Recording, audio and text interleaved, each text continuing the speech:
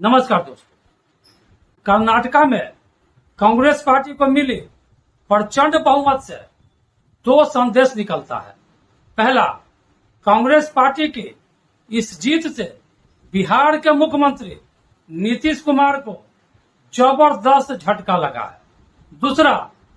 दूसरा झटका बीजेपी के नेताओं को भी लगा है, जिन्हें लगता है कि हमें कुछ नहीं करना, मोदी जी की ज्यादा से ज्यादा रैली करवा दो, वोट अपने आप मिल जाएगा।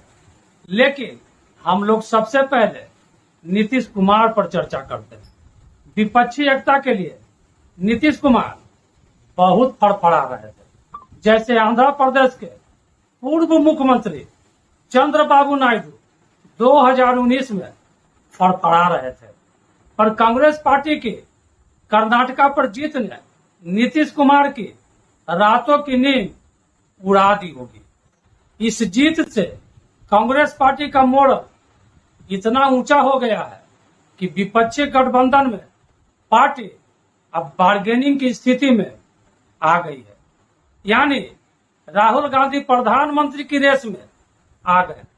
2024 के आम लोकसभा चुनाव में विपक्षी एकता को बहुमत मिलता है या नहीं, ये तो समय बताएगा। लेकिन चूंकि कांग्रेस पार्टी अब नीतीश कुमार को भाव कतई नहीं देने वाली।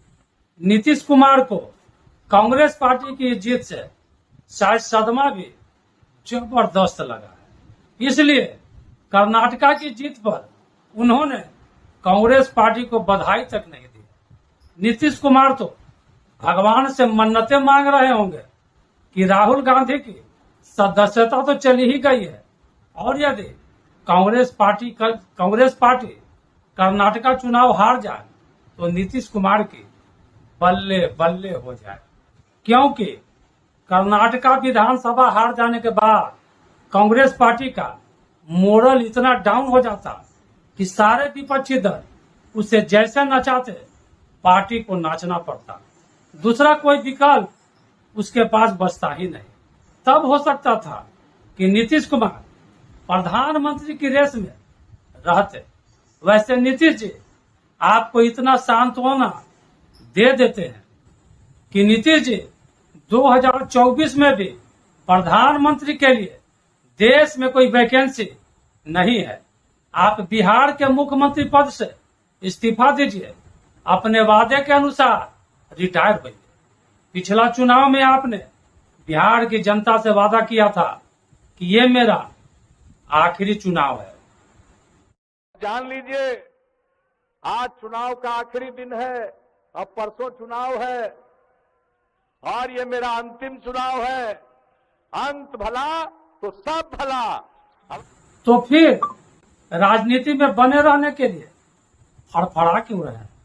वैसे भी नीतीश जी, शायद आपको पता नहीं, आपने जब से पलटी मारी है तब से बिहार में आपकी 2 कौड़ी की भी इज्जत नहीं रह गई है। जानते हैं कैसे? 2024 आने दीजिए, आपको खुद पता चल जाए। नीतीश जी, राजनीति में रिटायरमेंट की इच्छा आपकी भले ना हो, पर बिहार की जनता आपको रिटायरमेंट करवा कर छोड़ेगी। तब तक इंतजार कीजिए, क्योंकि विपक्ष में भी अब आपको वो महत्व नहीं मिलने वाला। क्योंकि कर्नाटक जीतने के बाद कांग्रेस पार्टी फ्रंट फुट पर खेल रही है। नीतीश जी, जरा सोचिए, 17-18 वर्षों से आप बिहार के मुख्यमंत्री हैं। इतने वर्षों में भी आप बिहार से पलायन नहीं रोक पाए। सोचिए, यदि आप भारत के प्रधानमंत्री बन जाएंगे तब तो आप देश के सारे बेरोजगारों को बंगाल की खाड़ी में ढकेल देंगे। आपके लिए तो देश से बेरोजगारी खत्म करने का सबसे शानदार फार्मूला है। आपने तो बिहार की जनता से 20 लाख सरकारी नौकरी देने का वादा किया था। हम लोग बड़ी संख्या में देंगे। अरे नौकरी वाला भी जो बात है, हम लोग अब एक साथ हैं। हम लोगों का कंसेप्ट है कि भाई हम लोग कम से कम उसको तो 10 लाख तक कर दें, लेकिन हम तो यही कहेंगे कि हम करेंगे बच्चे बच्चियों के नौकरी के लिए भी और उसके अलावे हर तरह से आप समझिए उसके रोजगार के लिए नौकरी और रोजगार दोनों का इंतजाम इतना करवाएंगे, सरकारी और सरकार के बाहर भी हर तरह से इतना ज्यादा काम बढ़ना चाहिए कि ये हो जाएगा। तो हम लोगों का मन तो है कि भाई इसको तो हम लोग 20 लाख तक पहुंचाएं। दिया तो नहीं, अभी तो आप मुख्यमंत्री हैं। बिहार के सारे बेरोजगारों को गंगा जी में ढकेल दीजिए। बेचारों को कम से कम काम की तलाश में दर दर भटकना तो नहीं पड़ेगा। लालू और नीतीश जी के शासन में बिहारी सब गाली के रूप में दूसरे राज्यों के लोग इस्तेमाल करते हैं। दोस्तों, ऐसा नहीं है कि कर्नाटका विधानसभा चुनाव बीजेपी हार गई तो 2024 भी हार जाएगी, लेकिन कर्नाटका का ये चुनाव बीजेपी को हारना बेहद जरूरी था। हमने इंदिरा गांधी और राजीव गांधी का शासन भी देखा है। इसके बाद वाजपेयी जी का शासन देखने का सौभाग्य प्राप्त हुआ। क्या शानदार उनका शासन था। सबसे ज्यादा लोकप्रिय सरकार वाजपेयी जी की थी। अब मोदी जी का शासन भी उतना ही लोकप्रिय है। मैं ये तो नहीं कहूंगा कि अभी का शासन वाजपेयी जी से अच्छा है।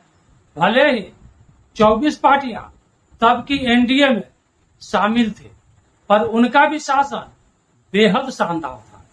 वाजपेयी जी की खुद की लोकप्रियता मोदी जी से कम नहीं थी, तो फिर वाजपेयी जी चुनाव हारे कैसे? वैसे ही जैसे बीजेपी कर्नाटका चुनाव हार गए। भाई, आप कुछ करोगे नहीं और केवल मोदी जी के नाम पर चुनाव जीतना चाहोगे तो कैसे संभव होगा? मोदी जी आपको 10 से 15% वोट अपने दम पर ज्यादा दिला सकते हैं। बाकी काम तो खुद लोकल लीडरशिप को करना पड़ेगा। पुलवामा हमले पर जिस हमले में हमारे 40 जवान शहीद हो गए थे, उस हमले को कांग्रेस पार्टी केंद्र सरकार द्वारा प्रायोजित बता रही। इसके जवाब में क्या बीजेपी के नेताओं का कर्तव्य नहीं बनता कि वे 26/11 मुंबई में हुए आतंकी हमले को उजागर करें, जिसमें कांग्रेस पार्टी का षड्यंत्र साफ दिख रहा था। उस हमले में 167 लोग मारे गए थे और 300 से ज्यादा लोग घायल हो गए थे। बीजेपी देश को बताए कि उस हमले में कांग्रेस पार्टी का षड्यंत्र था, तो कैसे था? लेकिन नहीं करेंगे। उसमें मेहनत लगता है। सिर्फ मोदी जी की रैली करवा देंगे, उसी से जीत मिल जाएगी। दिल्ली में घुंघरू सेठ के खिलाफ जबरदस्त भ्रष्टाचार के आरोप सामने आया है। इस आरोप से घुंघरू सेठ बैक फुट पर है।